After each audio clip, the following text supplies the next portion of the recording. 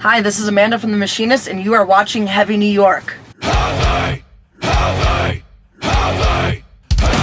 New York! What's up, everybody? It's Alex from Heavy New York. We are in the van outside Kingsland in Brooklyn, and we return with Amanda of The Machinist. Thank you so much for your time today. Thanks, Alex. Thanks for having me here again. Yep. What's up, guys? How's it going? Last time we spoke was on the Fit for an Autopsy show you did at Gramercy, and a lot has happened since then. You got signed to Prosthetic Records. You put out Confimitus and Morte. Just want to give a rundown on how everything's been. You guys have been touring quite frequently lately. Yeah, it's been really great, actually.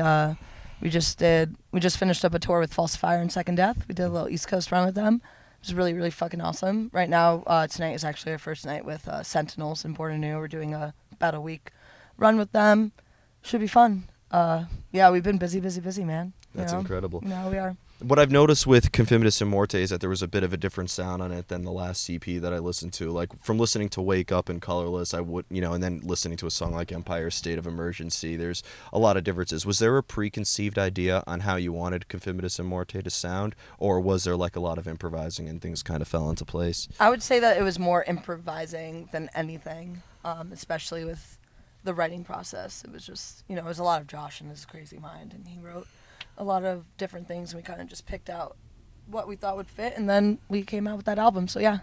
Well, because I thought that the EP, like a lot of people categorize it as like deathcore in a way or something like that, right. But I feel like that this new record was a lot more experimental. I almost feel like you guys were really thinking outside the box with it, right? For sure. We were definitely trying to show people that we can do a lot more than just deathcore, I guess, because this album does have deathcore aspects, but there's a lot of hardcore, there's black metal, there's death metal, there's even metalcore, melodic, whatever you want to call it. We have a lot of everything. So yeah, there you go.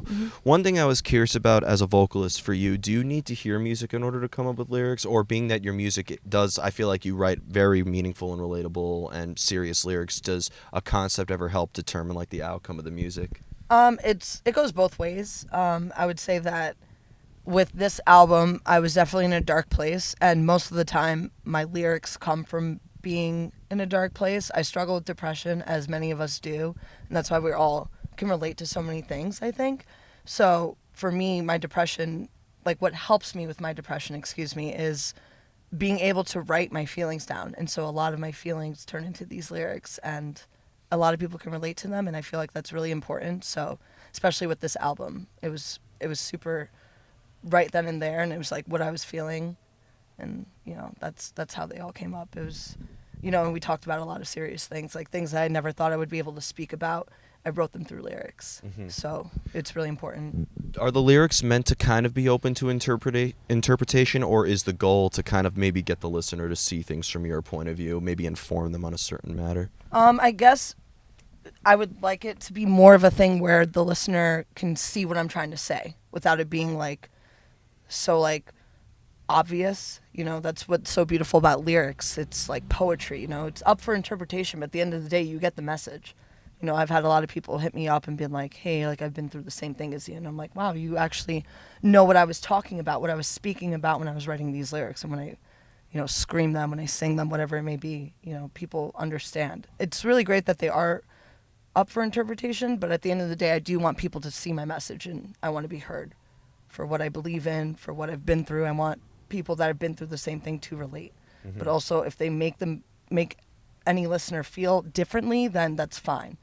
Because, that's the beauty of music. Music is just, you feel it, you could feel it however you want to feel it. Well, what I find, can somebody else's perception on your music, if it's completely different from what you were saying, maybe alter how you look at your own art, or do you kind of stick to your own perception on how you feel about your work? I don't know. I feel like I stick to my perception of what I'm trying to stand for, especially as far as writing the lyrics go. I really want, No Peace is obviously, with the video and the lyrics combined, we're obviously talking about some scumbag rapist, and I want revenge on this person, and there's people, men and women alike, that can relate to that, and a lot of our other stuff are political. A lot of our things are about religion. I want people to relate, so that's why we're very to the point, but I'm not against the interpretation of people just being oh, this couldn't mean this, and I'm interesting, all right, cool, yeah, could. There you go. Yeah. When it comes to getting inspired to write, you mentioned you wrote Confimitus and Morte in a dark spot. Do you need to, like, you clearly use paint as a paintbrush, but do you have to, like, put yourself in a certain element in order to get inspired or to get ideas, or do sometimes ideas or inspiration just come out of nowhere? It's definitely both. Sometimes I have to just put myself in that place and just go for it, and then sometimes I'll be like, oh shit, I came up with this fucking great idea. Like, let me just and like jot it down. But I think that's with anybody, a vocalist or a musician, like any form of art. I know you like to paint and stuff. Like when you're doing it, sometimes you have like a vision, and sometimes you just fucking go for it. So it's both. Yeah, and sometimes you have the creative drive, but like Yep. the hand that would create it isn't like on par with your Right, heart yeah, or your man. mind. I get brain farts all the time, and I'll be like, shit, like I really had something, I have an idea, but I can't write it out, and that kind of sucks sometimes, getting like writer's block. But at the end of the day, like I push myself to really like come up with something. Like, There you go. Here comes the most difficult question for every artist to answer. All How do right. you know when a song is done? That is a very difficult question.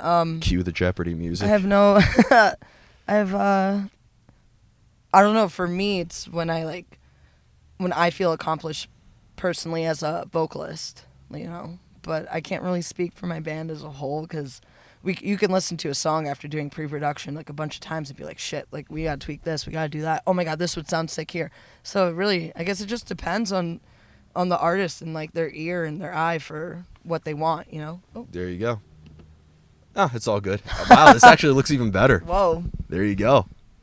Now, Spooky. yeah, and kind of going back to that, because I feel like, there's some bands where it's mainly on the vocalist or, a very guitar-driven band. I feel like The Machinist is you, Toby, Josh, and Steve. So I feel like you guys really have like a great bond, or not even bond, but like a connection in how you make art together, right? No, yeah, it's definitely true. We all put a little bit of ourselves in the music, and even in our like live performances as well. Like it's a little bit of everybody, and we mesh well. It's really hard, I think, sometimes for bands to find a good group of people to mesh well with. And I'm really, really grateful and thankful for my bandmates and for all the awesome things that we have done and things that we are about to do next year. So Awesome.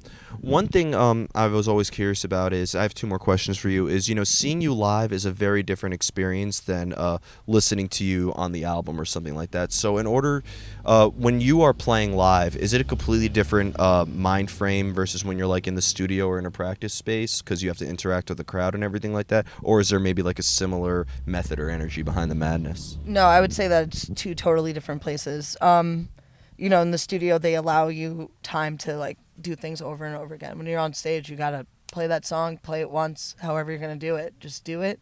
For us, I feel like you've seen us live. Like I'm very like weird and dark. I put hair over my face, do weird things with my hands.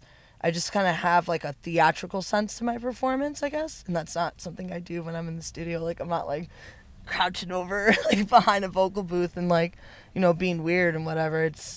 I guess the power's the same, but the presence is different. So, hearing us is one thing, but seeing us is completely different, like you've said. So. I think also the fulfillment is the same too. I feel just as Absolutely. satisfied when I'm done listening to the album as when I'm watching you at a Word. show. I feel that about so many bands I love, so Yeah. I can totally relate and agree. Yeah. And the final question I wanted to ask you is I think we've talked about it in the other two times I've interviewed you, but like being involved in the New York City scene where there's so many great shows, so much talent here, so many great bands, but now that you've been touring a lot more and seeing other parts of the country, do you have like a different view on the New York City scene now that you've been out traveling a lot more and playing to different audiences? New York City is on the top, man. Like I love the New York City scene, and I love all the different scenes. We have like a great hardcore scene. We have an amazing metal scene. Like we have a sick underground punk scene. Like there's just so much going on in New York, and that's what makes it so fucking special. It's really a mecca for music. Every tour that happens passes through our city, you know what I mean? So like that just says a lot about us. We have the people, we have the support. Everyone backs each other up, especially at like small local shows or just smaller tours in general. People come out, and you don't really get that everywhere. Some shows are great, but some shows are could be a miss, hit or miss. Yeah. Here it's always like there's always energy, even if it seems like it's gonna be like a crap show. It's not. It's always fun. Kids are fucking energetic. People are buying merch. People are just hanging out with each other. It's just, I don't know. I love the New York scene is just different. I feel everybody who's in a band needs to play New York City at least once in their life, and then they'll understand what I'm trying to get at. Of course. Yeah. Of course. So before we go, I want to thank you so much for your time. This Thank is you. the final tour of 2019. Yes, it is. Is there just anything we could be expecting from the Machinists in 2020 in terms of tours or new music? You'll have to find out. There You'll you have to go. see and find out. 2020, baby. Let's get it. A little mystery never hurt anybody. There you go. There you go. But thank you so much, Amanda. Thank Always you for great to having see me, you. Alex. Yeah, man. Everybody, we are here with Amanda of The Machinist, Confimitus and Morte. Pick that up if you haven't already. This is Alex from Heavy New York. We'll see you next time.